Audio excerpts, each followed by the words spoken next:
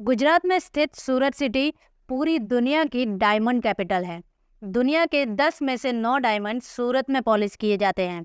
Bharat diamonds का दुनिया में सबसे बड़ा एक्सपोर्टर है। लेकिन क्या तुम्हें पता है कि 1970 के दशक से पहले ऐसा कुछ भी नहीं था, बल्कि इससे पहले बेल्जियम के यहूदी डायमंड मार्केट को कंट्रोल करते थे।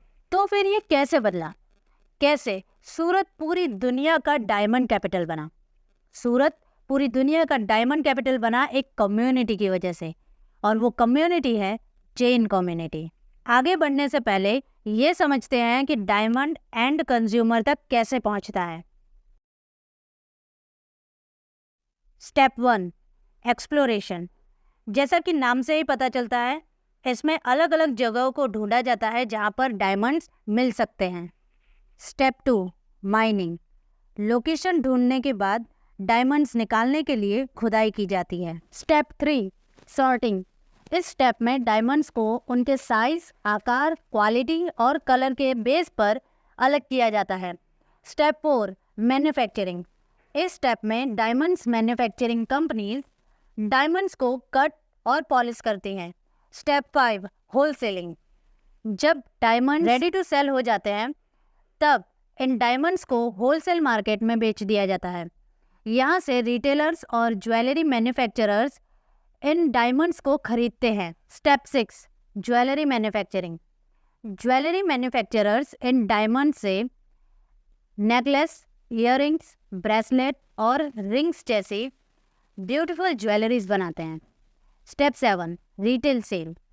डायमंड ज्वेलरीज तैयार होने के बाद इन ज्वेलरीज को रिटेल मार्केट में फाइनल कस्टमर्स को बेचने के लिए उतारा जाता है। डायमंड्स की माइन टू मार्केट तक की जर्नी को समझने के बाद अब समझते हैं कि कैसे जैन कम्युनिटी ने सूरत को डायमंड कैपिटल बनाया।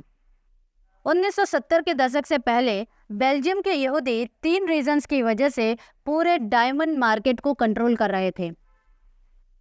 पहला रीजन था, बेल्जियम के यहूदी अपने समाज के लोगों को डायमंड बिजनेस करने के लिए पूरा सपोर्ट करते थे। उन्हें वो सब कुछ सिखाते थे जो डायमंड बिजनेस के लिए ज़रूरी है।